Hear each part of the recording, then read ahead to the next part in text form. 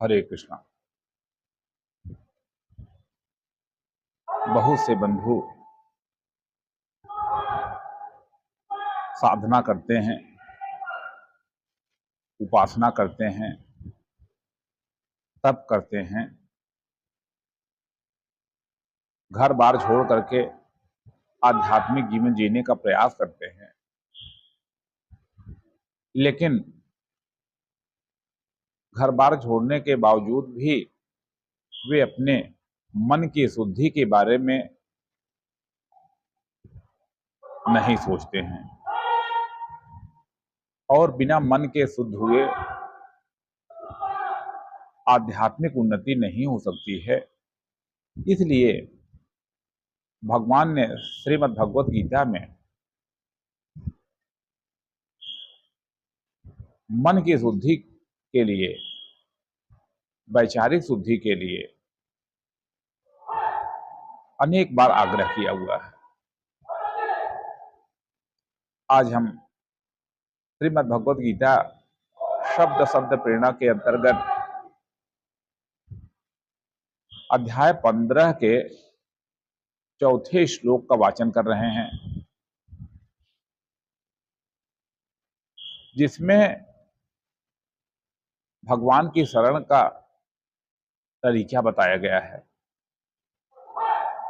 भगवान कहते हैं,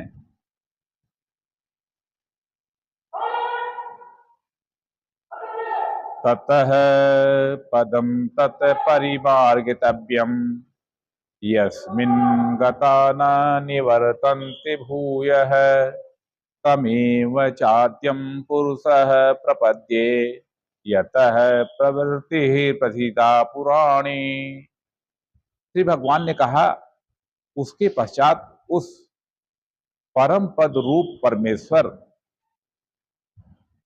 को भली भांति खोजना चाहिए, जिसमें गए हुए पुरुष पुनः इस संसार में वापस नहीं आते हैं और जिस परमेश्वर से इस पुरातन संसार वृक्ष की प्रवृत्ति का विस्तार हुआ है, उस परमेश्वर की शरण में जाना चाहिए। उसे भली भांति मनन और निधि साधन के द्वारा खोजना चाहिए। बंधुओं, इस श्लोक में भगवान ने कई बड़ी महत्वपूर्ण बातें कही हैं। भगवान कहते हैं, ततः पदम तत्परिमार्गितव्यम यस्मिन् गता न निवर्तन्त भूयः। भूयः यानी फिर से, यस्मिन् गता माने जिसमें जा करके फिर से पुनरागमन नहीं होता है, उस परम पद को भली भांति खोजना चाहिए।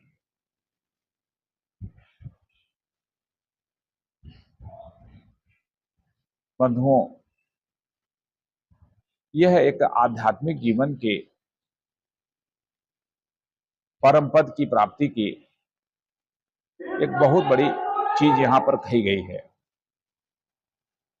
यहां पर भगवान जिस बात पर जोर दे रहे हैं कि वह चीज कौन सी है, एक प्रेरणा की बात है कि वह चीज कौन सी है कि जिस पद पर जाने के बाद पुनः और किसी और जगह जाने की इच्छा ही समाप्त हो जाती है। तो ऐसा जो श्रेष्ठ पद है, उधर भगवान जाने की ओर बात कह रहे हैं, जिसमें लौट करके संसार में पुनः नहीं आया जाता है। अब देखिए कि यह एक भगवान हम लोगों के सामने विचार रख रहे हैं कि वह कौन सी चीज है। इसको हमें समझना चाहिए भली भांति कि वह कौन सा पद है जिसको प्राप्त करने के बाद फिर व्यक्ति का इस संसार में पुनरावर्तन नहीं होता है। इसको हम दूसरे अर्थों में भी ले सकते हैं कि वास्तव में जो पुनर्जन्म होता है, या जो हम बार बार हमारा मन भटकता है, उसका कारण कहाँ से आता है? तो उसका कारण जो यही दिखाई पड़ता है कि मन की शुद्धि न होने से, हम जो चीज चाहते हैं उसके बारे में अस्पष्टता न होने से ये बात देखी गई है।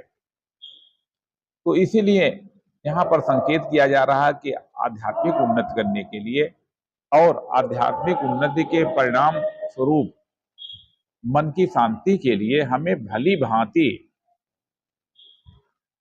उस परम पद की खोज करनी चाहिए, उस परमेश्वर की खोज करनी चाहिए। और साथ ही साथ दूसरी बात कही जा रही है कि जिस परमेश्वर से यह संसार रूपी सनातन वृक्ष की प्रवृत्तियों का विस्तार हुआ है, उस परमेश्वर की शरण जाना चाहिए। तो हम परमेश्वर की शरण कैसे जा सकते हैं? तो परमेश्वर की शरण जाने का एक ही तरीका है कि चिंतन, मनन और ध्यान। तो यही चीज हमारे व्यवहारिक जीवन में भी लागू होती है कि जैसे हम आध्यात्मिक उन्नति के लिए अगर हम अपने मन की क्रियाओं पर, मन के विचारों पर ध्यान नहीं दे रहे हैं, तो हम चाहे जितना भी पूजा पाठ करें, जब तक हम पूजा पाठ करेंगे तब तक तो हमारा मन शुद्ध रहेगा। लेकिन पूजा पाठ से उतरने के बाद पुनः मन में वही पुरानी बातें आ जाएंगी, पुरानी आदतें आ जाएंगी, आसक्तियों के बीज हमारे मन में अंकुरित हो जाएंगे। क्योंकि यहाँ पर जो भगवान ने कहा है कि ये जो संसार वृक्ष है ये भी सनातन है और सनातन रहने वाला है, और इसमें जो प्रवृत्ति है, जो क्रियाएं हो रही हैं, उनका लगातार विस्तार हो रहा है, तो उससे हम कैसे अपने आप को बचा सकते हैं? तो इसीलिए कह रहे हैं कि उस परमेश्वर की शरण लो। तो हमारे दृष्टि में यह बात आनी चाहिए कि कैसे हम जीवन में एक ऐसी दृष्टि का विकास करें कि जो हमें परम की कामना करने के लिए प्रेरित करे। सामान्यतः इंसान अपनी दैनिक आवश्यकताओं की पूर्ति का ही चिंतन करता है, हम किस लिए जन्म लिए हैं इसका वो विचार नहीं करता है। उस परम पद का विचार लोग नहीं करते हैं। वास्तव में अधिकतर लोग ध्यान साधना और तमाम बातें जिस लिए करते हैं वह कहीं न कहीं उसमें संसार की आसक्ति ही दिखाई पड़ती है। जबकि भगवान ने कहा है कि पहले वैराग्य से इस संसार की जो जड़ें हैं, जो आसक्ति की जड़ें हैं, उनको काटो। और उनको जब तक हम संसार के प्रति जो आसक्ति है, जो कामना है, जो यश, वैभव, सम्मान की इच्छा है, जब तक हम उसको काटेंगे नहीं, तब तक उस परम पद यानी परमेश्वर को प्राप्त करने की हमारे अंदर उत्कट इच्छा कैसे हो सकती है? तो इसलिए बड़ी महत्वपूर्ण बात जो भगवान ने कही है कि हमें उस परमेश्वर की शरण में जाना चाहिए, उस परम पद को भली भांति खोजना चाहिए। और यदि हम खोजेंगे तो खोजने में जो यंत्र मिला हुआ है, जिस यंत्र की जरूरत है, वह है हमारे मन की शुद्धि, हमारे बुद्धि के द्वारा सही निर्णय, हमारी इंद्रियों का संयम। तो यदि हम अपनी इंद्रियों का संयम करेंगे, अपने मन को नियंत्रित करेंगे, अपने बुद्धि के द्वारा यह निर्णय लेंगे कि नहीं, हमें उस परम पद परमेश्वर की खोज करना है, क्योंकि वही जीवन का एकमात्र सबसे बड़ा लक्ष्य है। जब तक आदमी जीवन के परम लक्ष्य को प्राप्त करने के लिए त्याग नहीं करेगा, तब तक उसके जीवन में कहां प्रकाश आ सकता है? इसलिए यह जो 15वां अध्याय है, जिसका नाम पुरुषोत्तम योग है, अगर हम इस पुरुषोत्तम की ही व्याख्या समझने का प्रयास करें तो पुरुषोत्तम योग यानी पुरुषों में उत्तम, वह परमात्मा ही पुरुषोत्तम है और जीवात्मा उसी पुरुषोत्तम का अंश है। तो हमारे अंदर भी वही चीज है, बशर्ते जो बाहर का आवरण है, बाहर की धूल है, उसको हम मिटाने का प्रयास करें। और वो मिटाने का नाम यह है कि जो यज्ञ दान तप रूपी कर्म है, उसका उद्देश्य हमें स्पष्ट रूप से परमात्मा की प्राप्ति रखना चाहिए। बंधुओं, बहुत से ऐसे लोग हैं कि जो आध्यात्मिक बातें नहीं सोचते हैं, वे केवल इसे संसार की ही उन्नति चाहते हैं।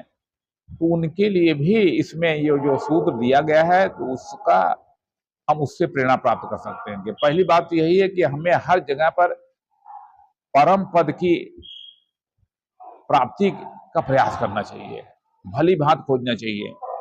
अब यहाँ पर हम अपने व्यवहारिक जीवन में इसका अर्थ ले सकते हैं कि जो सर्वश्रेष्ठ हो वही हमें अपने जीवन में प्राप्त करने के लिए भली भांति चेष्टा करनी चाहिए,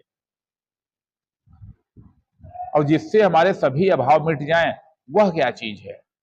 हमारे सभी अभाव कैसे मिट जाएं, हमारी सभी व्याधियां कैसे चली जाएं, हमारे सभी दुखों का नाश कैसे हो जाए। तो जब हम ये चिंतन शुरू करेंगे तो यहाँ पर हम उसको परम पद के रूप में ये भी ले सकते हैं कि हमें अगर सांसारिक या आध्यात्मिक उन्नति करनी है तो सबसे पहले हमें अपने मस्तिष्क में ही अपना लक्ष्य क्लियर करना पड़ेगा और अपने आप को प्योर बनाना पड़ेगा। तो माइंड की प्योरिटी के बिना ये चीजें संभव नहीं है। इसलिए हम सब नित्य गीता स्वाध्याय करें, और जो 15वां अध्याय है जिसमें कि 20 श्लोक हैं, भगवान ने यहाँ पर आत्मा के स्वरूप का और विभिन्न प्रकार के बंधनों का जो विशद रूप से वर्णन किया है, उसके बारे में वास्तव में गहराई से जानने की जरूरत है। एक बात और सभी गीता स्वाध्यायी बंधुओं से कहना चाहता हूं कि हमें भली भांति निश्चय कर लेना चाहिए कि हम गीता स्वाध्याय को कमतर नहीं आंकेंगे। वास्तव में यदि हम अपने मन को तैयार कर ले तो गीता स्वाध्याय ही नहीं, जीवन का कोई भी कठिन से कठिन काम हमें कठिन नहीं लगेगा। बस बात इतनी है कि मन को हम तैयार कर लें, और मन को तैयार करके स्वयं को अपने कर्म में लगा दें। क्योंकि भगवान कृष्ण ने ही कहा है, बस कर्म तुम्हारा कल होगा। और अगर कर्म में सच्चाई है तो कर्म कहां निष्फल होगा, वह आज नहीं तो कल होगा। हर एक संकट का हल होगा और कर्म कहां निष्फल होगा। इसलिए हम सब लोग विचार करें, जिए गीता के संग, सीखे जीने का ढंग, गांव मोहल्ला देश विदेश फैलाएं गीता संदेश। श्रीमद् भगवत गीता के द्वारा हम अपने जीवन में, अपने चिंतन में परिवर्तन करें, केवल दूसरों को दिखाने के लिए नहीं, अपितु स्वयं के अंदर परिवर्तन करने के लिए हम इस बात को करें। क्योंकि अगर हमारा उद्देश्य क्लियर नहीं है तो बड़ी से बड़ी चीज भी हमारे लिए उपयोगी सिद्ध नहीं होगी। उपयोगिता इस बात पर है कि हमारा लक्ष्य स्पष्ट होना चाहिए। जिसका जितना लक्ष्य स्पष्ट होगा वह उतना ही ध्येय